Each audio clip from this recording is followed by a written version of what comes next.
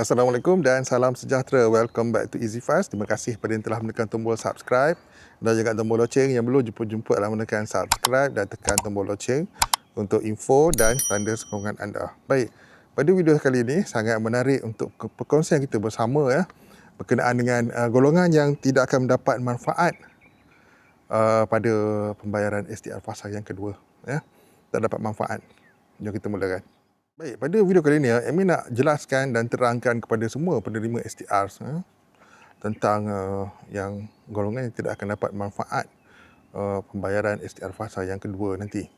Okey, perkara ini kita kena jelas dan kita kena faham betul-betul. Okey, yang pertama, bagi golongan yang ada membuat, orang cakap, penerima yang dah lulus tapi ada buat, orang cakap, rayuan ataupun orang kata kemaskini, yang bermula 16 ataupun 18, sebab hari itu tertunda, jadi yang tarikh 16 tu ditunda kepada 18.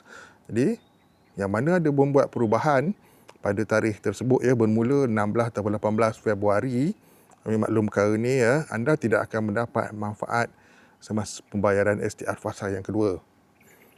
Kerana apa juga yang anda buat, sama ada rayuan dan juga kemaskini, malah permohonan baru sekalipun, okey, Amin akan jelaskan. Bagi yang membuat kemaskini dan juga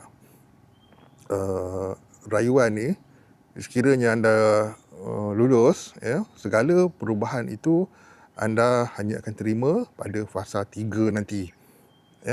Jadi dekat sini bagi yang ada buat kemaskini kerana pertambahan anak ataupun perubahan status perkahwinan, anda tetap mendapat pada fasa 2, tapi dalam kategori asal anda, dalam status pembayaran semasa anda. Anda tidak akan mendapat perubahan apa-apa lagi. Dan segala perubahan, terutama perubahan status perkahwinan, amaun dan juga bilangan anak tu, perubahan itu anda akan dapat pada pembayaran STR fasa yang ketiga nanti. Barulah berkuat kuasa segala perubahan-perubahan itu. Okey, begitu juga yang membuat permohonan baru. Yang ada membuat permohonan baru, bermula tarikh tersebutlah sejak daripada 16 ataupun 18 Februari dan ke atas, anda tak akan dapat pada fasa 2. Tapi anda akan dapat pada fasa yang ketiga. Baik, itu golongan yang pertama. Dan yang kedua, bagi individu ataupun ketua isi rumah yang dah 2 kali membuat rayuan tetapi gagal juga nanti, maka Amin boleh cakap anda lupakan teruslah STR. Kerana apabila anda gagal pada fasa yang pertama, anda buat rayuan pada fasa yang kedua pun gagal juga, bermaksud anda memang tidak layaklah untuk menerima manfaat untuk rakyat ini, semangat tuan dan rahmah. Kegagalan disebabkan oleh banyak sebab. Jikanya anda gagal pada fasa pertama dan anda buat lagi rayuan untuk fasa yang kedua dan sekiranya hasil semakan keputusan nanti gagal juga, maka minta maaf, Amin terpaksa cakap, lupakan teruslah STR. Tak perlulah anda nak membuat rayuan sampai 3 kali berturut-turut. Gagal kali pertama buat rayuan, kalau rayuan kali kedua pun gagal, maksudnya anda memang tak layak lah. Adalah sebabnya tu. Jadi itulah pentingnya semasa kita membuat rayuan lengkap dan sempurna. Itu kita kena faham dengan jelas.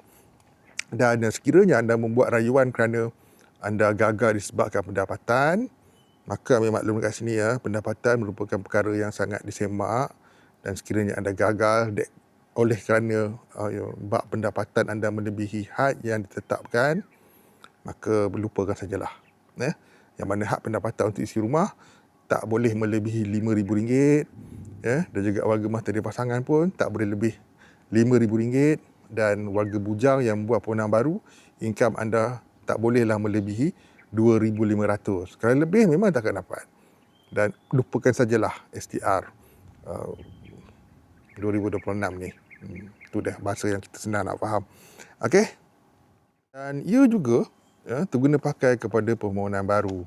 Tak kira lah permohonan baru kategori isi rumah, permohonan baru warga emas tiada pasangan, dan juga permohonan baru bujang, dalam kategori bujang. Jadi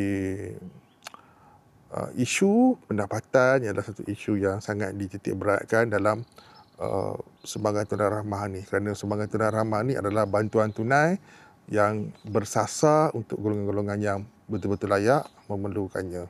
Dan ia akan diberi kepada golongan tersebut sahaja, dan sekiranya pendapatan kita ni melebihi had yang telah pun ditetapkan seperti admin sebut tadi, maka tak perlu berharaplah untuk mendapat apa-apa manfaat pun daripada fasa 1, 2 sampai ke fasa 4. Okey, dan yang seterusnya pula bagi golongan bujang ya. Okey, golongan bujang kat sini admin rasa sedikit terkidan lah ya, sebab masih ramai yang bertanya juga ya, adakah bujang akan dapat pada fasa 2.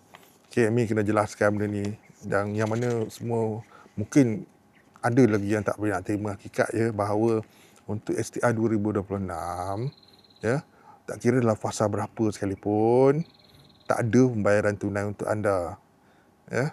Jadi bila anda tak dapat fasa 1, anda memang takkan dapatlah pada fasa sampai habis-habis, sampai fasa 4 pun tak dapat ya. Anda cuma diberikan sebagai asal rahmah sebagai ganti ya, dengan amount RM50 untuk penerima STR dan RM100 SARA untuk bujang, miskin dan miskin tegar e-kasih. Maksudnya golongan bujang yang betul-betul susah lah dapat 100, dan bujang penerima STR RM50 saja selama setahun yang akan dia bayar sampai bulan 12 ya, tahun 2026. Baik, kami harap golongan ini jelas ya. Dan terima kasih yang menonton, dan kami harapkan penjelasan yang jelas ya, golongan-golongan yang tak akan dapat manfaat daripada pembayaran STR 2026 pengkhususan fasa yang kedua. Baik, semoga jelas dengan apa yang sampaikan dan bermanfaat dan dapat dijadikan panduan kita bersama. Jumpa lagi. See you guys in the next video. Assalamualaikum. Bye-bye.